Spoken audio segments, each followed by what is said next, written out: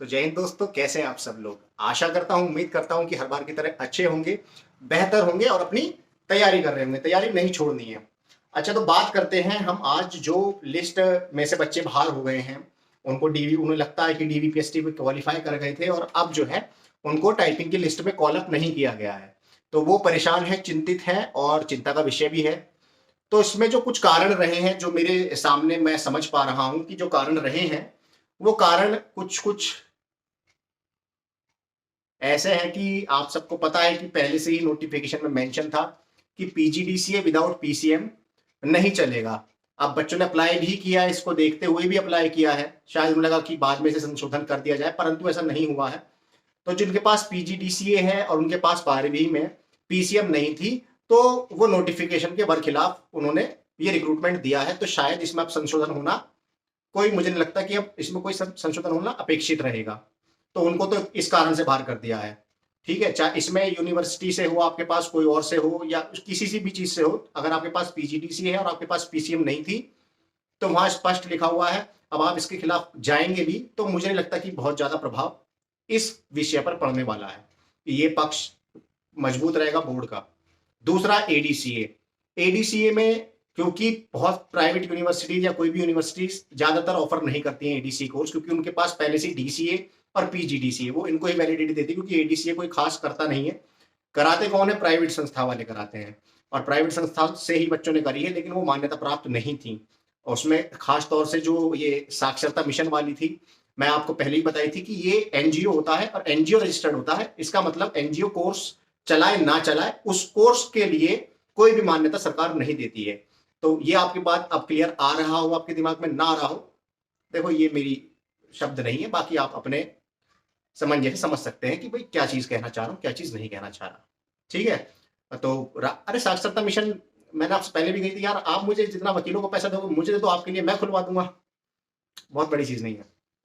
अच्छा हाँ, कुछ जेन्युइन बच्चे बाहर हुए हैं, इस बात में कोई दो राय नहीं है कि कुछ, लेकिन वो चिंता ना करें, वो आएंगे जरूर। ठीक है। जैसे कि मैंने एक यूनिवर्सिटी से देखा, एक बच्चा था कैंडिडेट, उसका जो है बाहर कर दिया उसे डीसीए की वजह से, परंतु उसे आश्वासन दे दिया है बोर्ड ने कि हाँ वो आएगी। दूसरा, एक डोइक का है बच्चा, जिसने डोइक सोसाइटी, जो पूर्व में नीलिट से पहले डोइक हुआ करती थी, उसने जब से एक ओ लेवल कोर्स कर रखा था, परंतु उसे बाहर कर दिया क्योंकि उसके डोइक सर्टिफिकेट पे लिखा हुआ है बैचलर एप्लीकेशन प्रोग्रामर, कुछ इस तरीके से एक लाइन लिखी है। वो थोड़ा फॉन्ट की वजह से बाहर हो गया क्योंकि फॉन्ट थोड़ा बड़ा था, तो वो उसे देखकर शायद समझ ना पाया बोर्ड, और उन्हें लगा कि ये कंप्यूटर का नहीं है। लेकिन अगर नीलिट से भी अगर किसी ने किया है तो वो देख सकता है, उसे जो डिप्लोमा सर्टिफिकेट मिला है वो उसी चीज का पर्टिकुलरली ही मिलता है। तो शायद ये कहीं ना कहीं चूक हुई है बोर्ड से, लेकिन टेक्निकली ये बाद में एक्सेप्ट हो जाएगा, उसकी इतनी मुझे चिंता नहीं हो रही है। देखते हैं। अब तीसरा है कि भैया आरजीएसएम, जो भी ये राजीव गांधी साक्षरता मिशन हैं या और भी बहुत सारे हैं, तो इनके लिए मेरी एक सलाह रहेगी। देखिए, आप लोगों के पास, आपने अपना बहुत अच्छी तैयारी करी है, पढ़ाई करी है, मैं समझ रहा, सब कुछ समझ रहा हूँ यार, लेकिन एक मेरी तरफ से अब आप सलाह समझ लीजिए, है ना, उपदेश समझ लीजिए, बड़ा भाई छोटा भाई समझिए, कुछ भी समझ लीजिए। अगर आपको लगता है कि आपकी सपोर्ट करेंगे, हैं, और आपको वकालत में सपोर्ट करेंगे, तो भाई इनके चक्करों में ना पड़ना। अपना पैसा दे के बैठोगे, कोई फायदा नहीं होगा। इस बात को मैं लिख के दे सकता हूँ। ठीक है ना। इन चक्करों मत पड़ना इनके कि ये आपको वकील दिलवा के और आपसे पैसा लेके और आपको जीत हासिल करवा देंगे, इन चक्करों में ना पड़ना। बस ये मेरी एक आपसे रिक्वेस्ट मान लीजिए। अब आते हैं कि भाई कट ऑफ पर क्या असर पड़ने वाला है। ये बड़ा फिर से एक मुद्दा रहा, पहले से ही रहा है, और हर कोई जो सेलेक्ट हुआ है उसके लिए भी, और जो अभी तक नहीं हुआ है उसे लग रहा है कि हो जाएगा, वो भी कहीं ना कहीं इस बात की भी चिंतन कर रहा है कि कट ऑफ में क्या प्रभाव पड़ने वाला है। तो देखिए, कट ऑफ कोई भी जो बताता है वो एक निर्धारित नहीं होती है, वो अपनी एक प्रिडिक्शन करता है परिस्थितियों को देखते हुए। लेकिन परिस्थितियां जब बदलाव होते हैं तो उस हिसाब से शब्दों में भी संशोधन करना पड़ता है, प्रिडिक्शन में भी संशोधन करना पड़ता है। तो कुछ संशोधन इस प्रकार से रहेंगे क्योंकि परिस्थितियां बहुत ही ज्यादा बदली हैं। जैसे कि आप देखते आ रहे हैं कि एक तो समय बहुत मिल गया है बच्चों को, तो साफ सीधी बात है कि टाइपिंग बच्चों ने बहुत अच्छी अपनी तैयार कर ली है। तो पहला कारण तो यही है, सबसे प्राथमिक कारण कि संशोधन होने का, कि कहीं ना कहीं कट ऑफ में कुछ ना कुछ बदलाव अब पहले जैसे नहीं रहेगा। दूसरा जो इसका प्रभाव पड़ने वाला है वो ये कि जब पहले प्रेडिक्शंस थी वो थी यूपीएसआई, क्योंकि इसके पैरेलल में और कहीं ना कहीं से पहले ही चल रहा था उसका जो रिक्रूटमेंट था, परंतु अभी वह किन्हीं कारणों से वो थोड़ा सा जो है विलंब हो गया है।